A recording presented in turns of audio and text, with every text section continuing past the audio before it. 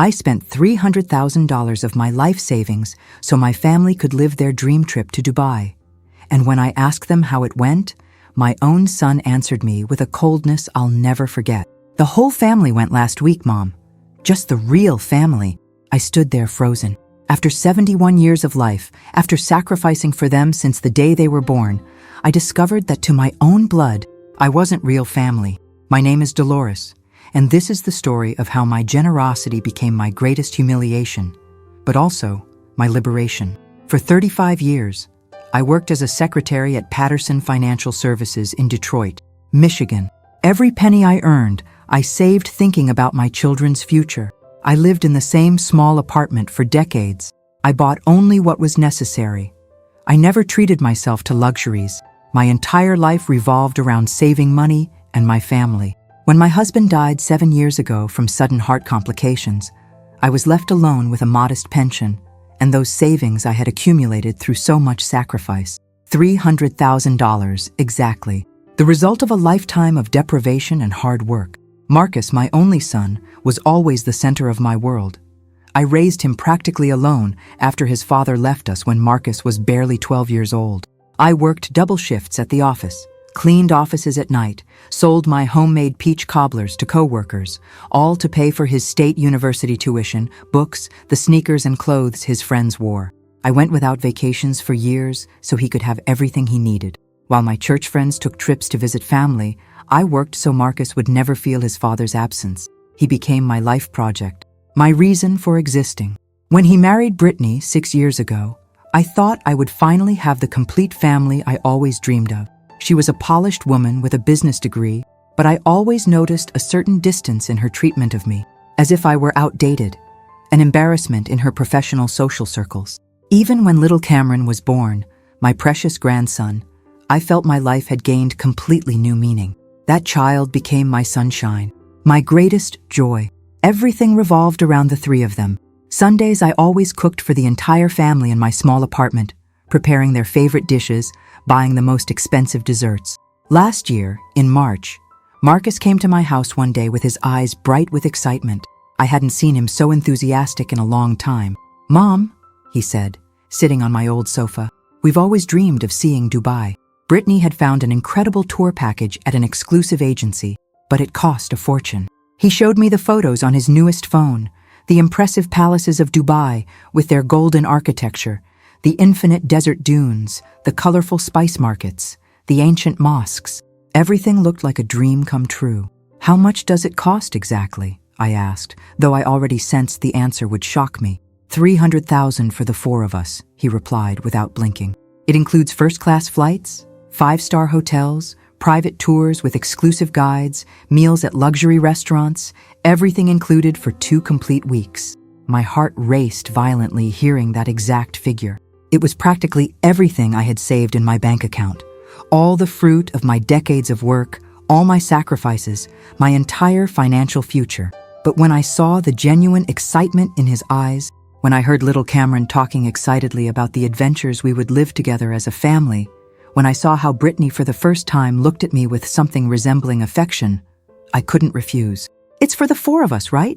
You, Brittany, Cameron, and me," I confirmed specifically. "Of course, Mom.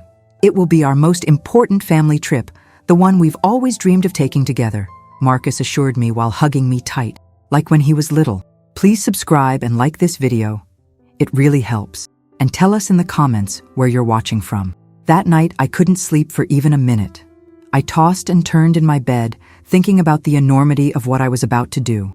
I knew that spending all my life savings was financial madness, but I thought about all the years I had worked without rest, about all the beautiful things I had denied myself to save. For the first time in my life, my family and I were going to enjoy something truly special and luxurious together. It would be our adventure, our moment of family happiness that we would remember forever. The next day, with trembling legs, I went to the bank where I had kept my savings account for the past 30 years. I explained to the manager that I needed to withdraw all my money for an important family trip. He looked at me with concern and asked if I was sure, but I nodded with determination. I handed Marcus the check with hands shaking from excitement and nerves. "Thank you, Mom. You don't know how immensely happy you make all of us. he said with tears in his eyes. Brittany also hugged me, although as always I felt that her shows of affection were a bit calculated and forced. During the following weeks, I watched them make excited plans day and night. They bought new designer luggage, elegant clothes for the desert climate. They researched exhaustively about Middle Eastern culture. They read travel guides. They talked constantly about the trip in every phone conversation. I also began preparing with the same excitement. I bought myself a beautiful emerald green dress and comfortable but elegant shoes for walking through those ancient streets I had seen in photos. I even bought a new camera to capture all our family moments. 1 week before the scheduled trip, I called Marcus to confirm the final flight details and departure time. "Mom, I have to tell you something very important," he said with a strange tone I had never heard from him. My stomach immediately contracted with worry. "Mom, the trip has changed a little," Marcus said, with a voice that tried to sound casual. But I knew my son and I could tell something was wrong. "What do you mean it has changed?" I asked, feeling my blood run cold. "Well, the agency offered us an incredible upgrade, but only for 4 people, and we are 5 with you." I couldn't believe what I was hearing. 5. But we were always 4. "You, Brittany, Cameron, and me," I said with a broken voice. "Yes, Mom, but Brittany is pregnant. We just found out yesterday. The doctor says she can't travel in her condition, especially to such an exotic place like Dubai." My world collapsed in that moment. "But Marcus, I paid for that trip. It's my life savings. If Brittany can't go, then we 3 who remain should go," I said desperately. There was a long silence on the other end of the line, a silence that squeezed my heart. "Mom, it's complicated. All the plans are already made, the reservations confirmed. Besides, Brittany needs me to be here with her during the pregnancy. You know how delicate she is." Every word was like a stab wound. "Then we cancel the trip," I suggested with a thread of voice. "We can't cancel, Mom. We lose all the money, but I have an idea. Why don't you go alone? You deserve those vacations more than anyone. It's been your dream to see Dubai." The lie was so obvious it physically hurt me. I had never mentioned having any interest in Dubai. It was their dream, not mine. "Marcus, I never dreamed of going to Dubai. I dreamed of traveling with my family. It makes no sense for me to go alone at 71 years old to a country I don't even know." My voice trembled with pain and disappointment. "Mom, please, understand. It's what's best for everyone." That night, I cried like I hadn't cried since my husband's death. I felt cheated, betrayed, but above all, completely foolish. How did I not realize that something was wrong? Why didn't I suspect when they accepted my $300,000 so easily? The next day, I called my neighbor Ruth, the only person I really trusted. She was 73 years old, widowed like me, and had always been very perceptive about people. "Dolores, wake up," she told me bluntly after hearing the whole story. "They're playing you for a fool. Do you really believe Brittany is pregnant? Why would she lie about something like that?" I asked naively. "Because it's the perfect excuse to leave you out. Think about it. Suddenly a pregnancy appears just 1 week before the trip. Doesn't that seem like too much of a coincidence?" Ruth's words resonated in my head like alarm bells. But Marcus wouldn't be capable of deceiving me like that. He's my son. I raised him alone. I gave him everything, I insisted, though I was already beginning to doubt. "Dolores, my love, sometimes the most spoiled children are the most ungrateful. You gave him everything, but what has he given you in return?" It was true. Marcus never visited me unless he needed something. He never asked how I was, if I needed help with anything. Our conversations always revolved around his problems, his needs, his desires. When was the last time he had genuinely asked about my well-being? "Investigate," Ruth advised me. "Ask one of their neighbors.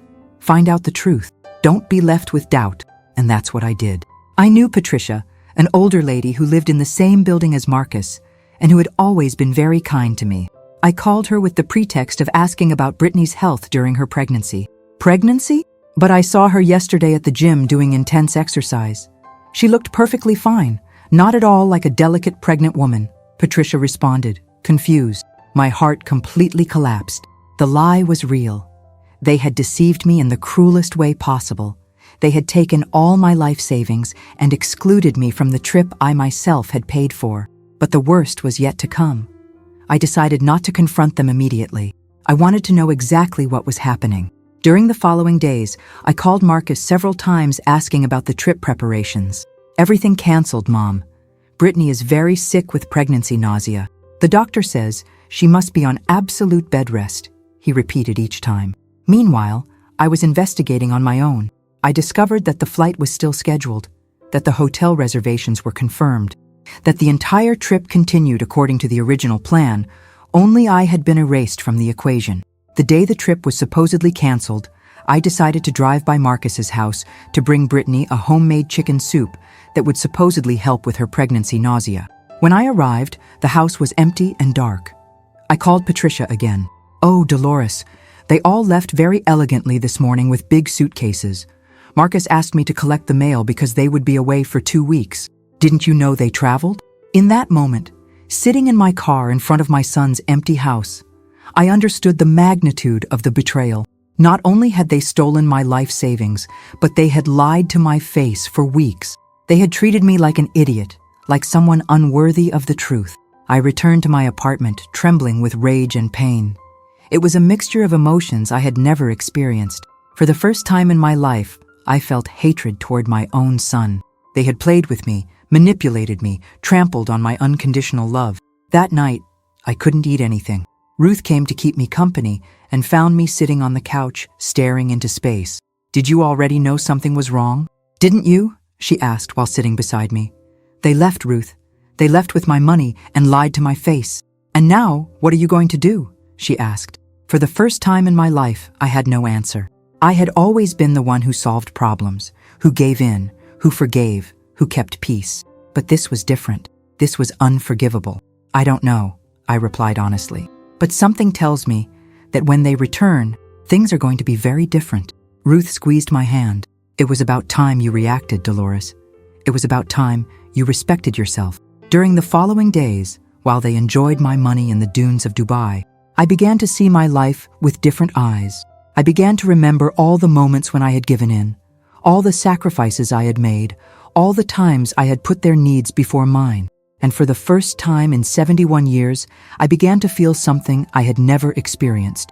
The need to defend myself, to demand respect, to not allow anyone else to walk all over me. The trip they were enjoying with my money would be the last gift they would receive from my infinite generosity. 2 weeks passed like an eternity. Every day they were enjoying in Dubai with my money, I transformed a little more. Ruth came every afternoon to have tea with me and listen to me process my pain. "Dolores, you have to prepare for when they return," she told me. "You can't receive them as if nothing had happened." She was right. During those 2 weeks, I investigated everything I could about the trip. I discovered they had stayed at the most luxurious hotel in Dubai, that they had taken private tours through the desert, that they had dined at exclusive restaurants where a single meal cost what I spent in an entire month. I also discovered something more disturbing. Through social media of mutual acquaintances, I saw the photos they had been posting.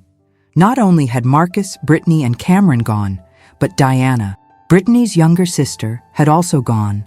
A 25-year-old girl who had always seemed arrogant and spoiled to me.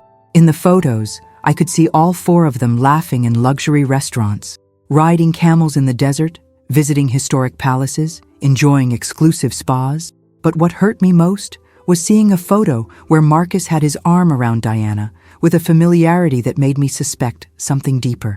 "Ruth," I said, showing her the photos on my phone, "do you think there's something more than a brother-sister-in-law relationship between Marcus and Diana?" She examined the images carefully and sighed deeply. "Dolores, look how he holds her, how he looks at her. That's not the way a married man looks at his wife's sister."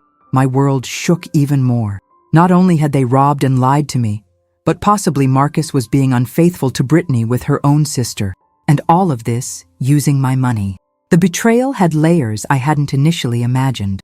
I decided I needed professional help to handle this situation. I hired the services of Robert, a lawyer specializing in family matters who had been recommended by Ruth's son. "Mrs. Dolores," he said after hearing the whole story, "legally it's complicated because you gave them the money voluntarily, but morally this is family fraud. What can I do?" I asked desperately. "First, document everything, save all conversations, all evidence of lies, all proof of deception. Second, prepare for when they return.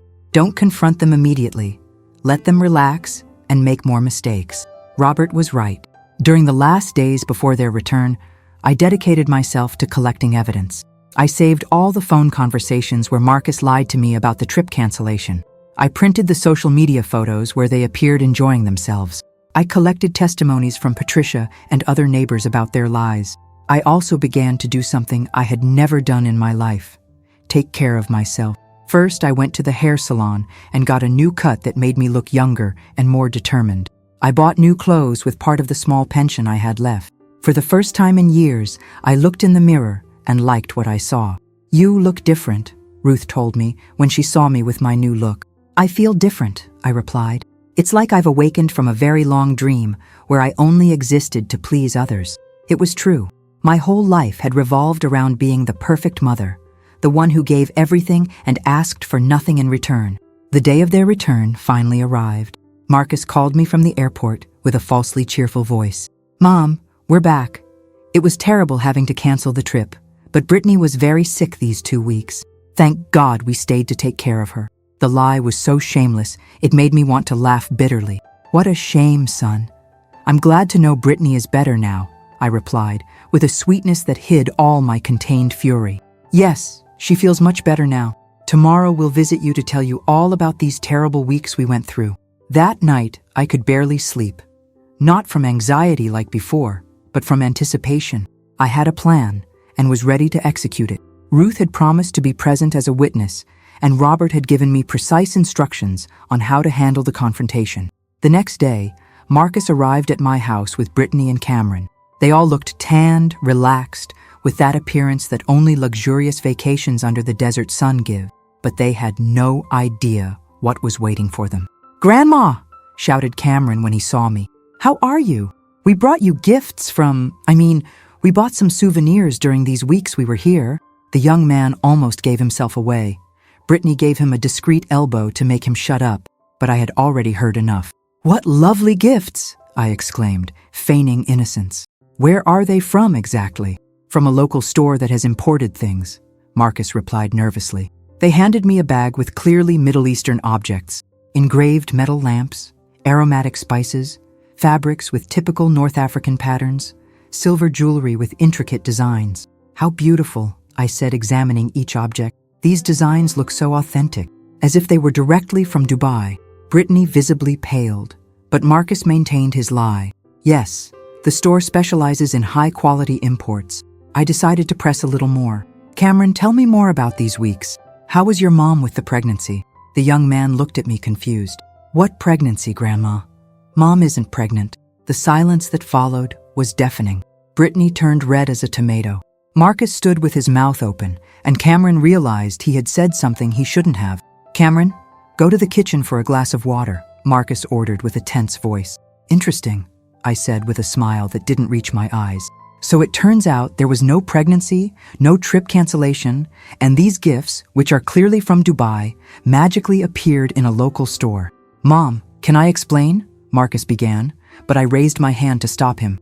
"Oh, you can explain to me and you're going to do it. But first I want to show you something." I took out my phone and began showing them the photos I had saved from their social media. "This is a very nice photo of you four in the Dubai desert," I said, showing an image where Marcus, Brittany, Cameron, and Diana appeared riding camels. "And this other one where you're dining at that luxury restaurant in Dubai. And my favorite, where Marcus so affectionately embraces Diana in front of the mosque."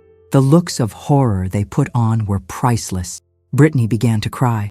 Marcus trembled visibly, and Cameron finally understood that they had been discovered in their deception.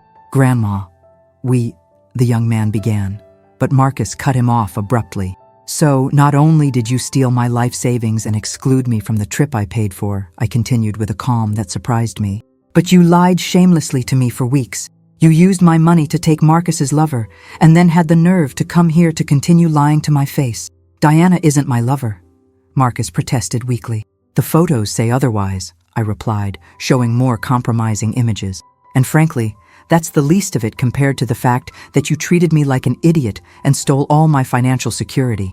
At that moment, Ruth arrived, just as we had planned. "Good afternoon," she greeted politely, but her presence changed the entire dynamic. I was no longer alone facing my family scammers. I had a witness, an ally, someone who backed me up. Ruth, how good that you arrived, I said with a smile that froze the blood. I was just telling my family about their wonderful trip to Dubai that supposedly never happened.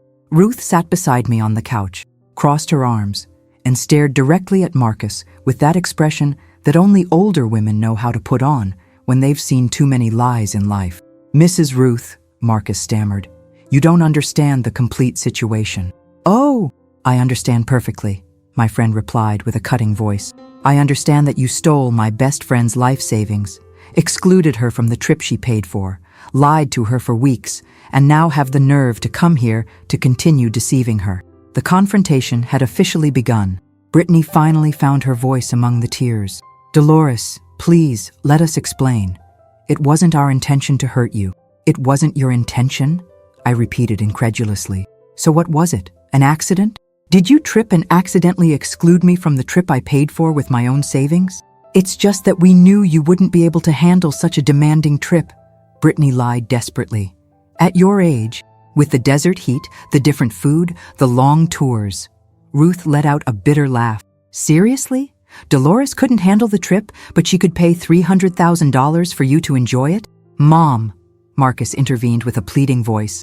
We knew it was a lot of money, but we thought it would make you happy to see us happy. It would make me happy to see you happy with my money while I stayed home alone believing your lies? I exploded finally. It would make me happy to know that my own son prefers to take his sister-in-law before his own mother? Cameron, who had been quiet all this time, finally spoke. Grandma, I didn't know you had paid for the trip. They told me Dad had gotten the money from a bank loan. The young man's honesty was like a slap for Marcus and Brittany. A bank loan? I asked, looking directly at Marcus. That was the version you gave my own grandson? That his father was so successful he could get a $300,000 loan for family vacations? Marcus lowered his head, unable to hold my gaze. And tell me, Cameron, I continued, who else knew the truth about the money's origin? The young man shifted uncomfortably in his seat. Diana knew you had paid for everything, Grandma. In fact, she was the one who suggested that maybe it was better you didn't go because the trip was going to be too intense for someone your age. Ruth and I exchanged meaningful looks. So Marcus's lover had been the one who decided I shouldn't go on the trip I myself paid for, and they had agreed with that decision. So the lover of your father was who decided I shouldn't go on the trip I myself paid for, I said with lethal calm, and you agreed with that decision. Diana isn't my lover, Marcus shouted, finally losing his composure. She's my wife's sister, and she only came because Brittany needed emotional support during the trip. Emotional support? Ruth asked sarcastically. Emotional support for what? For spending her mother-in-law's money on luxuries they could never afford with their own means? Brittany stood up abruptly from the couch. We're not going to stay here listening to these insults. Dolores, we understand you're upset, but this is getting out of control. Upset? I repeated slowly. Upset, dear Brittany, is when they cut you in the supermarket line. This is betrayal, theft, abuse of trust, and family humiliation. Besides, I added, standing up too, you're not leaving here until we've completely clarified this situation. I took out my phone and showed them Robert's number, my lawyer. I've consulted with a family law specialist, and although legally it's complicated because I gave you the money voluntarily, morally, and ethically, you committed fraud. The mention of the lawyer completely changed the atmosphere. Marcus visibly paled. Mom, you can't be serious. We're family. Exactly, I replied. We're family. And that's exactly why what you did is unforgivable. Family doesn't steal from each other, doesn't lie, doesn't betray. Dolores is right, Ruth supported. I've seen many things in my 73 years, but I had never seen a family treat the person who has loved and sacrificed for them the most so badly. Her words resonated in the tense silence of the apartment. And now what? Brittany asked with a trembling voice. Are you going to sue us? Are you going to ruin your own family? My own family already ruined itself, I replied sadly. My own family already ruined itself, I replied sadly. The question is, what are you going to do to repair the damage you caused? Marcus finally found the courage to speak. Mom, returning the money is going to be impossible. We spent everything on the trip. The hotels, restaurants, tours, everything was extremely expensive. Interesting, I said. When it was my money, You didn't care that it was extremely expensive, but now that you have to return it, it turns out it was very costly. But we can make payments, he offered desperately. A little each month until we complete the amount. A little each month? I asked. You know that money represented all my financial security. You know it was everything I had for my old age, for medical emergencies, for any unforeseen event. I need to pause here for a moment. If this story is resonating with you, please hit that like button and subscribe. It helps more people find these stories. Have you ever been betrayed by family? Tell me in the comments. Cameron began to cry silently. Grandma, I didn't know. If I had known it was your money and they were going to leave you out, I never would have agreed to go. The young man's sincerity moved me, but also reminded me how deep his parents' betrayal was. I know, my love, I said softly. You were deceived, just like me. But your parents, they knew exactly what they were doing. I turned toward Marcus and Brittany with renewed determination. And now you're going to face the consequences of your actions. What do you want us to do? Marcus asked with a defeated voice. First, I said, counting on my fingers, I want you to publicly admit what you did. I want you to call your sister Margaret, your cousins, all the neighbors, everyone who knows this story, and explain exactly what you did. Mom, that's going to be very humiliating for us, Brittany protested weakly. Humiliating? I repeated with incredulity. Do you know what was humiliating? Being 2 weeks believing that my family had excluded me because I was too old and fragile for a trip I myself paid for. That was humiliating. The humiliation you're going to feel is minimal compared to what you put me through, Ruth added with authority. Besides, it's the natural consequence of your actions. Actions have consequences, even within family. Marcus sighed deeply. Okay, we'll make the phone calls. What else? Second, I continued, payment plan with legal guarantees. I want a document signed before a notary where you commit to returning the complete $300,000 with interest within a maximum period of 5 years. Interest? Brittany asked, surprised. Of course interest, I replied. My money was generating interest in the bank until you convinced me to spend it on your scam. Besides, interest is the cost of your betrayal. Robert had advised me about this specific point. How much interest? Marcus asked, trying to assume the role of negotiator. 6% annually, I replied without hesitation. It's less than what my savings account was giving me, so I'm really doing you a favor. The math was clear. It would be a significant debt that would force them to stay accountable for years. Third, I continued, Diana completely out of your lives. I don't want that woman to ever set foot in this family again. After the role she played in this whole situation, Brittany turned pale. Dolores, she's my sister. I can't simply cut her out of my life. Then you can choose, I replied with total coldness. Either you cut Diana out of your lives, or you cut me out. But I'm not going to tolerate the presence of the person who suggested excluding me from the trip I paid for. It was a hard ultimatum, but necessary. Fourth, I continued relentlessly, Brittany publicly apologizes for all the lies about the non-existent pregnancy. You're going to go personally to Patricia, to the doctor who supposedly treated you, to every person who heard that lie, and explain that you invented everything to justify having excluded me from the trip. Brittany began to cry again. That's going to completely ruin my reputation. Your reputation should be ruined, Ruth replied without mercy. Liars should have ruined reputations. It's the natural consequence of lying. Fifth condition, I continued implacably. Mandatory family therapy for at least 1 year, with a professional that I choose, not you. You need to understand the magnitude of the damage you caused and learn to behave like decent human beings. Can we choose the therapist together? Marcus asked weakly. No, I replied categorically. You already demonstrated that your decisions can't be trusted. I'll choose the professional. You'll pay for the sessions and attend religiously every week. At that moment, my phone rang. It was Patricia, my neighbor from Marcus's building. I put it on speaker so everyone could hear. Dolores, dear, Patricia said with an agitated voice. I just heard from the mailman that Marcus and his family returned from their trip to Dubai. Wasn't the trip supposed to be canceled because of Brittany's pregnancy? The silence in my living room was absolute. Marcus and Brittany looked at each other with panic in their eyes. Actually, Patricia, I replied with a sweet voice that hid all my fury. There never was a pregnancy. Brittany invented that story to exclude me from the trip I paid for with my life savings. The gasp of horror from the other end of the line was audible. Are you telling me they took your money and left you home? And they lied about a pregnancy? Exactly, I confirmed. $300,000 of my savings so they could take Diana, Brittany's sister, instead of me. This is the most shameful thing I've heard in my life, Patricia said with indignation. I'm going to tell everyone in the building what kind of people they really are. When I hung up, Marcus and Brittany looked devastated. They were beginning to understand that their actions would have social consequences beyond just our family relationship. Mom, Marcus tried once more, maybe we can handle this privately, without involving other people. You involved other people when you lied to them, I replied firmly. You involved Patricia when you made her complicit in your lies.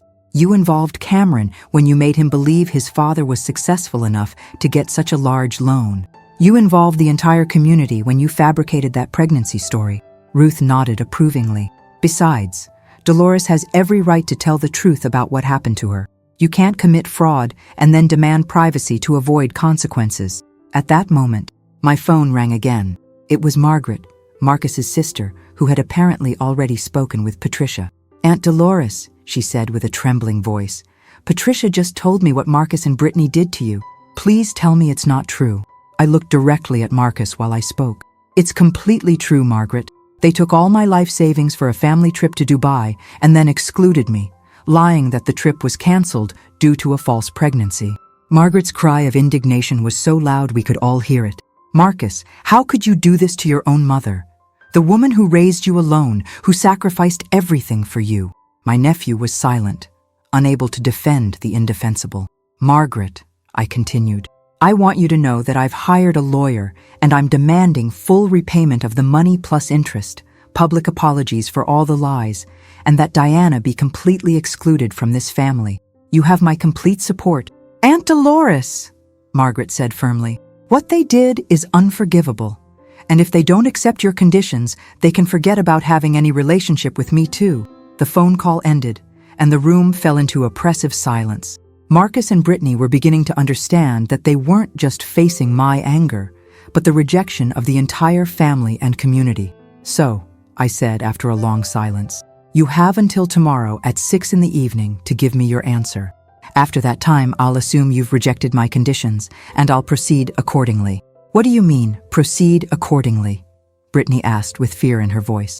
I mean that Robert, my lawyer, and I will explore all available legal options, starting with a lawsuit for family fraud and ending with making this entire story public on social media so the whole community knows what kind of people you are.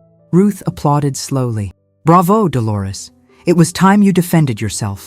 Marcus and Brittany looked at each other defeated, knowing that for the first time in their lives they had encountered a Dolores who wasn't going to give in, who wasn't going to automatically forgive, who had finally learned to value herself. We need time to think about it, Marcus murmured. You have until tomorrow at 6, I repeated without hesitation.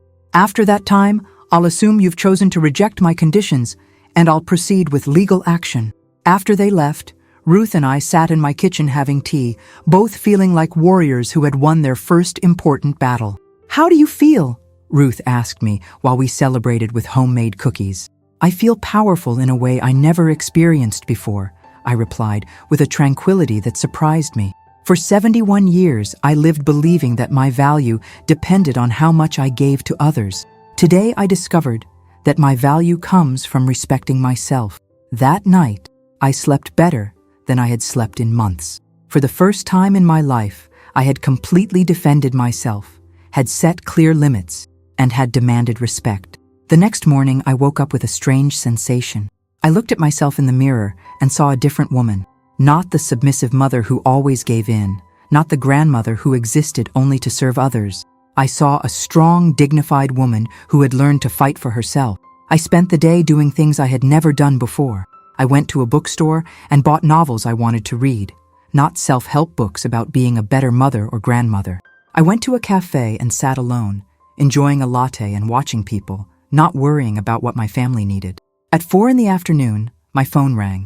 It was Marcus, and his voice sounded completely defeated. Mom, we've been talking all night. We want to meet with you to discuss your conditions.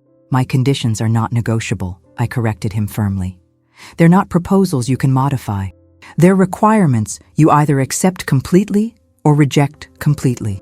We understand, he replied with a heavy sigh. Can we come at 5?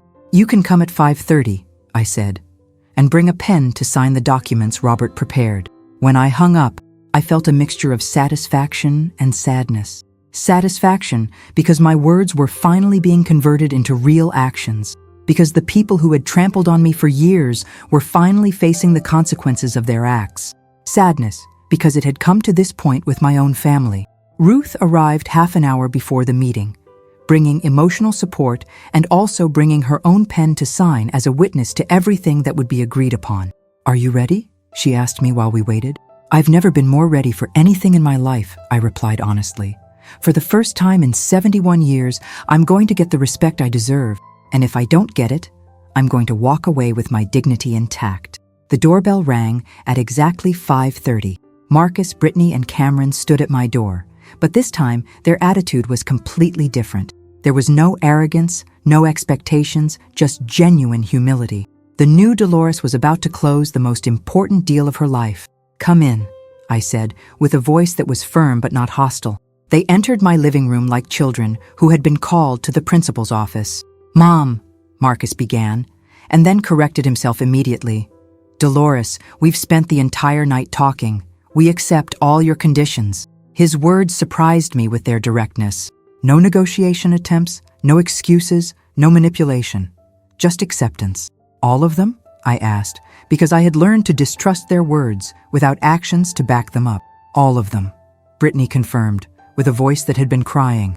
We understand that we don't deserve any consideration after what we did to you. Ruth, who was sitting beside me, observed them with the scrutiny of someone who had seen too many false promises in life. Very well, I said. Then let's start with the first condition. I want to hear you call Margaret right now and explain exactly what you did. Marcus took out his phone with trembling hands and dialed his sister's number. He put it on speaker so we could all hear. Margaret, he said when she answered, I'm calling to tell you the complete truth about what we did to Mom. For the next 10 minutes, I listened as my son publicly humiliated himself, explaining every detail of the deception, every lie, every moment of betrayal. Margaret's indignation grew with each revelation. I'm ashamed to be your sister, she told him when he finished. Aunt Dolores raised you to be a better man than this. The call ended, and Marcus looked at me with tears in his eyes. That was the first of many calls I'll have to make, wasn't it? Yes, I replied without compassion. And each one is going to be as difficult as this one, because that's what happens when you lie to everyone who loves you. Now the legal document, I continued. Robert had prepared a detailed contract that included every penny they owed me, annual interest, specific payment dates, and penalties for non-compliance. Mrs. Dolores, Marcus said after reading the entire document, this is $360,000 total, including interest. $360,000 over 5 years, I confirmed. $72,000 annually, $6,000 monthly. If you're even one payment late, Robert has instructions to immediately proceed with asset seizure. Their faces of horror gave me immense satisfaction. Brittany signed the document with hands that shook so much she could barely write her name. Marcus did the same, knowing he had just committed himself legally to pay me for the next 5 years. Third condition, I continued relentlessly. Diana completely out of your lives. I want your phone right now. Brittany, I want to see you block her number and delete her from all your social media. Brittany looked at me with surprise. Right now? Right now, I confirmed. I want to see you choose between your sister and me, and I want to see that choice made immediately. With tears streaming down her face, Brittany took out her phone and, while we all watched, blocked Diana's number, deleted her from Facebook, Instagram, and every social media platform. It's done, she said, crying. I chose you, Dolores. I chose this family. Fourth condition, I said, without giving her time to recover. Public apologies for the pregnancy lies.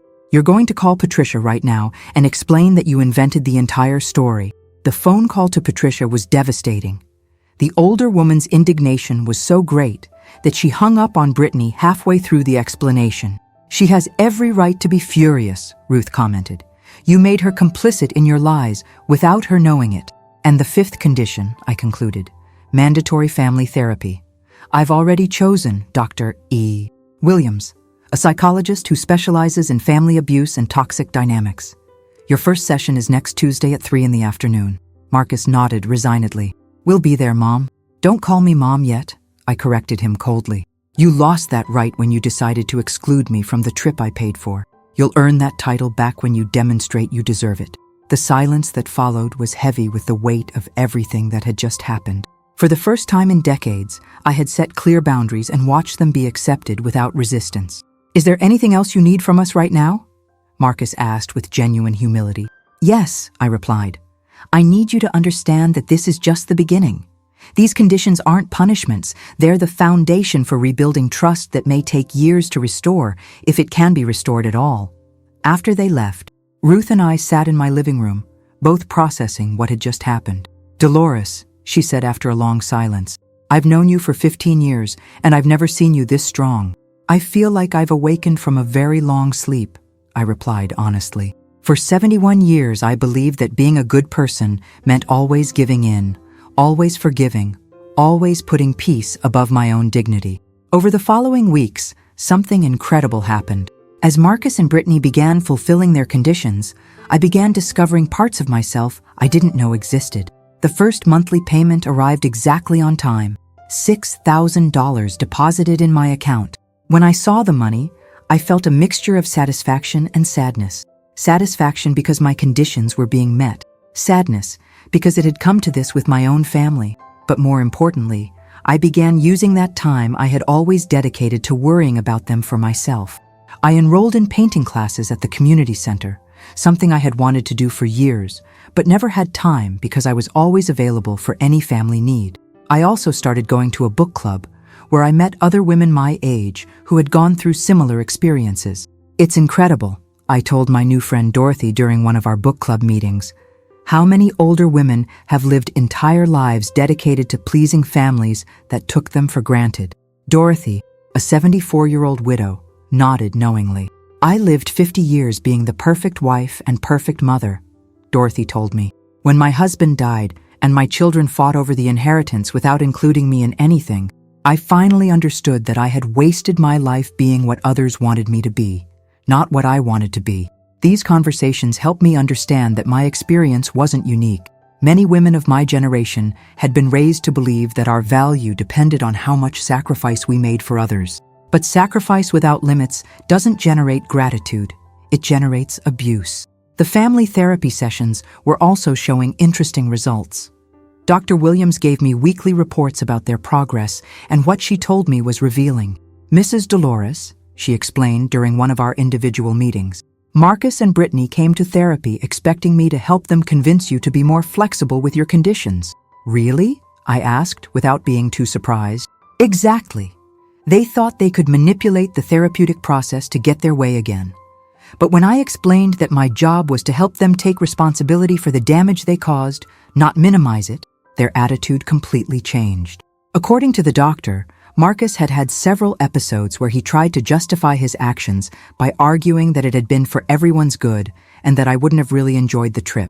Every time he tries these justifications, the doctor explained, I confront him directly and make him see that he's evading responsibility. Brittany, on the other hand, had shown more initial resistance. She keeps trying to victimize herself, Dr. Williams reported. She says now the whole family hates her, that she lost her sister, that her reputation is ruined. When I point out that all of these are direct consequences of her own actions, she gets defensive. And Cameron, I asked, because my grandson was who mattered most to me in this whole process. Cameron is showing the most progress, the doctor reassured me. He genuinely didn't understand the magnitude of the betrayal until we started these sessions. Now he's processing a lot of guilt and shame, but in a healthy way. 3 months after establishing my conditions, my life had changed in ways I never imagined possible. The monthly payments were arriving punctually each month.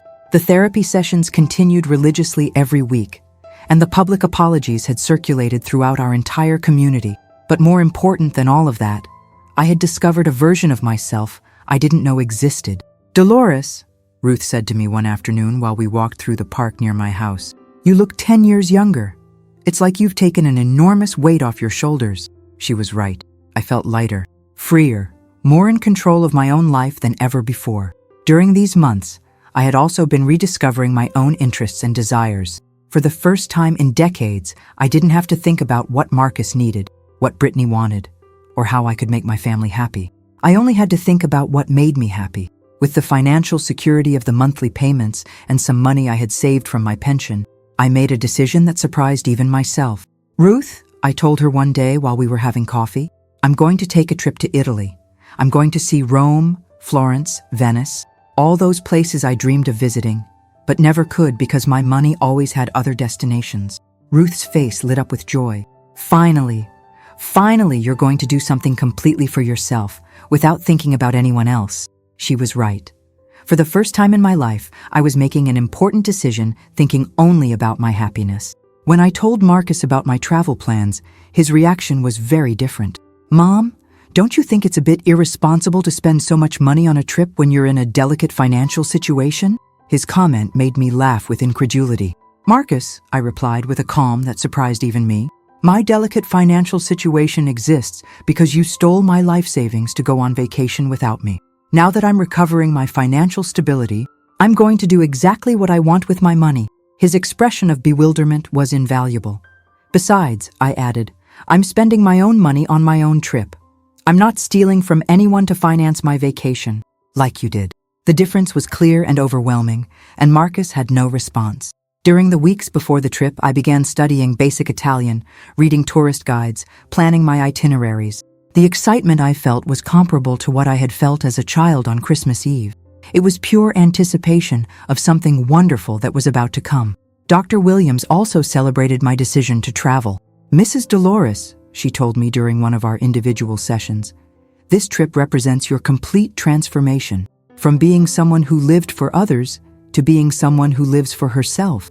Her words confirmed what I already felt in my heart. "How are the family sessions going?" I asked her, because although I no longer lived pending on them, I still had curiosity about their progress. "Marcus is showing genuine change," she reported to me. "Last week he said something very significant. My mom had the right to enjoy her own savings however she wanted, and we had no right to take that decision away from her." "And Brittany?" I asked. "Brittany is still resisting, but less than before. She's beginning to understand that her actions had real consequences on a real person, not just on an abstract mother-in-law who existed to serve them." The progress was slow, but real. Cameron continued to be my ray of hope in this entire situation. He had started working part-time to help with the monthly payments his parents owed me. "Grandma," he told me during one of his visits, "I know that legally I have no obligation to pay anything, but morally I feel I'm also responsible. I accepted going on that trip knowing you weren't going." "Cameron," I replied with affection, "I appreciate your gesture, but you were manipulated just like me. You don't have to carry the guilt for your parents' decisions." But he insisted on contributing, and his gesture touched my heart deeply. My trip to Italy was absolutely transformative. For 3 weeks, I walked through the streets of Rome, feeling history under my feet. I got lost in the museums of Florence, admiring art I had dreamed of seeing in person. I navigated through the canals of Venice, feeling a freedom I had never experienced. But more than the places, what really changed me was the experience of traveling completely for myself. On the Amalfi Coast, sitting on a terrace overlooking the Mediterranean Sea, drinking Italian wine while the sun set, I had a profound revelation. For 71 years, I had lived believing that my happiness depended on making others happy. But there, in that perfect moment that was completely mine, I understood that real happiness comes from within, from knowing oneself, from valuing one's own company. "Signora, are you alone?" the Italian waiter asked me with genuine curiosity, not pity. "Yes," I replied with a radiant smile. "And it's perfect this way. For the first time in my life, being alone didn't mean being abandoned. It meant being free." During the trip, I met other women travelers, some younger, others my age, all with fascinating stories. Margaret, a 73-year-old English woman, told me how she had started traveling after her adult children told her she was too old for adventures. "I proved them wrong," she told me, laughing, while we shared gelato in Rome. Susan, an American my age, had started traveling after divorcing a husband who had controlled her for 40 years. "Every trip is a declaration of independence," she explained, while we walked through the gardens of Villa Borghese. "It's my way of telling the world that I exist as an individual person, not just as someone's wife or mother. These conversations made me reflect on how many women of my generation had lived lives similar to mine, completely devoted to others, forgetting themselves in the process. From Italy, I maintained regular contact with Ruth and received updates about the situation at home. The monthly payments continued arriving punctually. The therapy sessions continued, and according to what she told me, Marcus and Brittany had begun to show deeper changes. "Dolores," Ruth told me during one of our video calls, "Marcus came to ask me what he could do to earn your forgiveness. I told him that forgiveness isn't earned by asking what to do, but by demonstrating real changes over years." I liked my friend's response. "And what did he say?" I asked curiously. "He started crying," Ruth told me. "He said he finally understood that he had lost not only your trust, but also your respect, and he didn't know if he could ever recover it." Marcus's tears didn't cause me the automatic compassion they would have caused before. Now I understood that tears without consistent actions are just emotional manipulation. Cameron also maintained contact with me during the trip. He sent me photos of my apartment that he had offered to take care of and told me about his own changes. "Grandma," he wrote in one of his messages, "I've been reflecting on how the family treated you before all this, and I'm ashamed. You always gave everything without receiving anything in return, and we all saw it as normal." His messages filled me with hope about future generations. At least Cameron had learned that healthy family relationships require reciprocity, respect, and mutual consideration, not just the one-way sacrifice of one person. On the last day of my trip, while I packed in my Rome hotel, I received an unexpected call. It was Robert, my lawyer, with important news. "Mrs. Dolores," he told me seriously, "Marcus and Brittany want to accelerate the payments. They want to pay you everything they owe you all at once." The news surprised me. "How are they going to get so much money at once?" I asked. "Apparently they're going to sell their house and move to a smaller apartment," Robert explained. "They say they want to close this debt as soon as possible and start fresh with their relationship with you." The irony didn't escape me. Now they had to do exactly what I had done. Sell their home and adapt to a smaller space to face the financial consequences of their decisions. But unlike me, who had sold to create a new and better life, they were selling to pay for the consequences of their bad decisions. "What do you want to do, Mrs. Dolores?" Robert asked. "I accept the full payment," I replied without hesitation. "But I want it to be clear that this doesn't mean everything is automatically forgiven. Money was only part of the problem. Broken trust and lost respect are things that can't be bought." When I returned from Italy, I found an envelope waiting for me in my apartment. It was a handwritten letter from Marcus that said, "Mom, I know a letter can't erase the damage we caused you, but I need you to know that these months have been the most difficult of my life, not because of the financial consequences, but because of truly understanding what we did to you. I've lost the right to call you Mom until I demonstrate that I deserve that title again."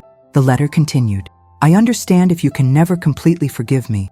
I understand if our relationship never goes back to being the same. But I want you to know that I'm going to spend the rest of my life trying to be the son you always deserved to have, even if it's too late." His words showed an understanding I had never seen before in him. That same week, the total payment of my debt was completed. $360,000 were deposited in my bank account, officially closing the financial aspect of this entire situation. When I saw the balance in my account, I felt a mixture of satisfaction and melancholy. I had recovered my money, but I had lost my innocence about my own family. 3 months later, Marcus and Brittany asked to meet with me. This time they came alone, without mediators, without expectations, just genuine humility. "Mom," Marcus began, and then immediately corrected himself. "Dolores, we don't come to ask for forgiveness, because we know that's not enough. We come to tell you that we completely understand if you decide you don't want to have any relationship with us." Brittany, who had been quiet, finally spoke. "Dolores, during these months, I've had to face what kind of person I really am, and I don't like what I've seen. I was cruel, manipulative, and I abused your generosity. There's no excuse for that." I listened to them in silence, evaluating every word, every gesture, every emotion. After months of therapy, punctual payments, public apologies, it seemed they finally understood the real magnitude of what they had done. But understanding wasn't enough to automatically rebuild lost trust. Marcus, Brittany, I finally said, I appreciate your words, and I recognize that you've shown real changes. But you need to understand that trust is built over years and destroyed in moments. What you destroyed in one moment is going to require years to rebuild, if it ever gets rebuilt.